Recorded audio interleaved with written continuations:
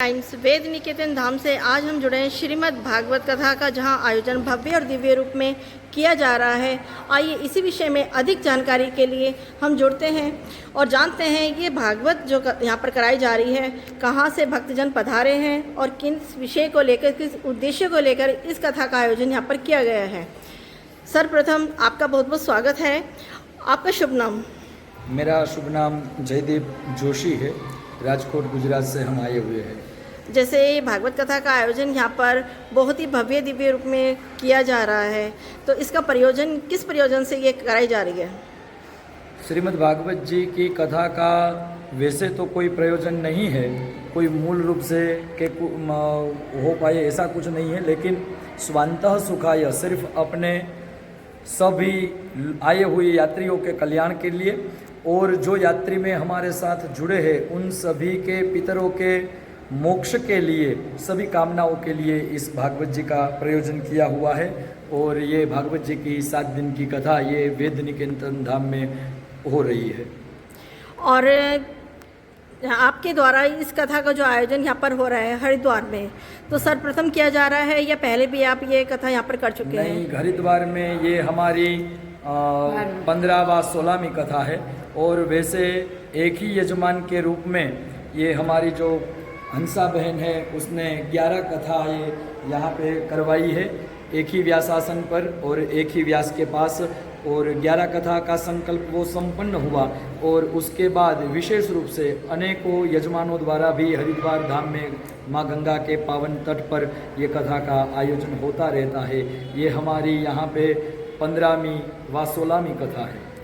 आपको बहुत बहुत बधाई कि इस पावन आध्यात्मिक नगरी में आपके द्वारा कथा का जो आयोजन है 15वां या 16वीं बार जो किया जा रहा है, इसके लिए बहुत बहुत शुभकामनाएं। और इसी तरह आपके मुखारविंद से सभी भक्तजन मधुर कथा का रसपान करते रहें। इसी के साथ अब हम जुड़ते हैं हंसा बहन से। आपके द्वारा जो ये कथा यहाँ पर कराई गई है, पुरुषोत्तम मास भी चल रहा है। पुरुषोत्तम मास में पूजा पाठ का जो महत्व होता है कई गुना बढ़ जाता है, तो इसी उद्देश्य को लेकर, इस विशेष प्रयोजन को लेकर आपने इस तिथि में कथा कराई है या वैसे ही आप ये जो कथा है भक्ति भाव से कराते रहते हैं? भक्ति भाव से कथा कराई हूँ। और कितने भक्तजन आपके साथ यहाँ पर आए हुए हैं? 100 लोग लेकर आई हूँ, 2 बस लेकर आई हूँ राजकोट से। तो सब गुजरात से ही है? हाँ, गुजरात से। गुजरात के अलावा कहीं और जगह से भी भक्त आए हुए हैं? सब गुजरात से ही है। इकट्ठे करके आई हूँ राजकोट से। तो गुजरात से जैसे आप लोग आए हुए हैं, 7-8 दिन की कथा की व्यवस्था भी रहेगी, तो वो मतलब कैसा लगता है आपको कि एक आध्यात्मिक जो अनुभूति होती है, क्योंकि वैसे हम एक धार्मिक कथा का अनुष्ठान अपने घर में अगर सत्यनारायण की कथा भी कराने के लिए सोचते हैं तो कई बार सालों बीत जाते हैं, और आपके द्वारा तो भागवत कथा भी जो शास्त्री जी ने बताया, भागवत कथा हरिद्वार में बहुत अच्छा लगता है। इधर हमें राजकोट से इधर आते हैं, राजकोट में अच्छा नहीं लगता है तो हरिद्वार में आते हैं। आधार कार्ड चेंज करा लो, हरिद्वार का बनवा लो। बहुत मजा आता है। बिल्कुल, वाकई देखो माँ गंगा का तट है, आध्यात्मिक नगरी है, भोले बाबा की जो ससुराल है पास ही। अच्छा, हरिद्वार में कहाँ घूमे? सभी जगह घूम चुके हो? मनसा देवी, चंडी देवी?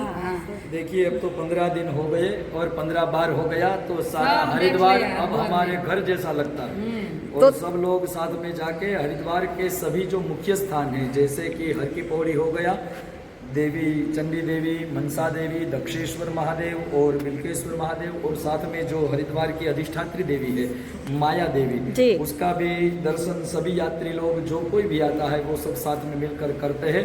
और एक बहुत ही बड़ा अनुभव यहाँ से लेकर, कथा तो लेके जाते ही है, कथा का अनुभव तो रहता ही है, परंतु उसके साथ साथ एक बहुत बड़ा आध्यात्मिक अनुभूति भी अपने साथ यहाँ हरिद्वार की पावन धरा की, यहाँ की पावन चेतना की और यहाँ के पावन स्थान की रज रज और कण कण और जल के प्रत्येक बिंदु के द्वारा जो प्राप्त होती है वो सब अनुभूति सब यात्रीगण अपने साथ लेकर जाते हैं। और कई वर्षों तक इसकी स्मृति हमारे मगज, दिल और दिमाग ये तीनों में स्थायी हो जाती है और एक बहुत बड़ा अनुभव रहता है। गागर में सागर जो है शास्त्री जी ने बता दिया। वाकई जो महिमा है उसको शब्दों में बखान करना बहुत ही मुश्किल होता है, लेकिन गागर में सागर वाकई जो शास्त्री जी के शब्दों से अभी आपको सुनने को मिला। और आइए शास्त्री जी की जो मम्मी हैं, माता जी हैं, वो भी यहाँ पर आई हुई हैं, उनसे भी जानते हैं कथा व्यास पर जो शास्त्री जी द्वारा कथा कही जा रही है। सभी भक्तजन बड़े ही भक्ति भाव से कथा का श्रवण कर रहे हैं, तो कैसी अनुभूति आपको होती है बेटे को इतने अच्छे स्थान पर देखकर? मेरा बेटा भागवत कथा करते हैं तो हमको बहुत खुशी से आनंद है। सब लोग के हंसा बहन के साथ हम आते हैं हर साल से। जी, तो अभी यहाँ भागवत कथा कराने के बाद अभी हंसा बहन ने हमें बताया कि एक जो योजना है मथुरा वृंदावन जाने की भी है, तो उसका क्या रहेगा आपकी, मतलब किस तरह से वहाँ की घूमना रहेगा, उसका थोड़ा आप बताएंगे? वो यात्रा यहाँ से चलेगी जब कथा विश्राम होगी, तब मथुरा, वृंदावन और गोकुल और साथ साथ में गिरिराज जी की परिक्रमा का भी आनंद रहेगा। शायद 3 दिन की कथा, जी। तक वहाँ पे नहीं, कथा नहीं होगी, वहाँ पे केवल यात्रा होगी और दर्शन होगा। घूमना तो ऐसे कोई अन्य स्थल पर जाए तो उसे घूमना बोलते हैं, लेकिन जब भगवान के पास जाते हो तो उसे तो यात्रा ही कहेंगे। तो वो गोकुल, वृंदावन और मथुरा की यात्रा 3 दिन की और रहेगी।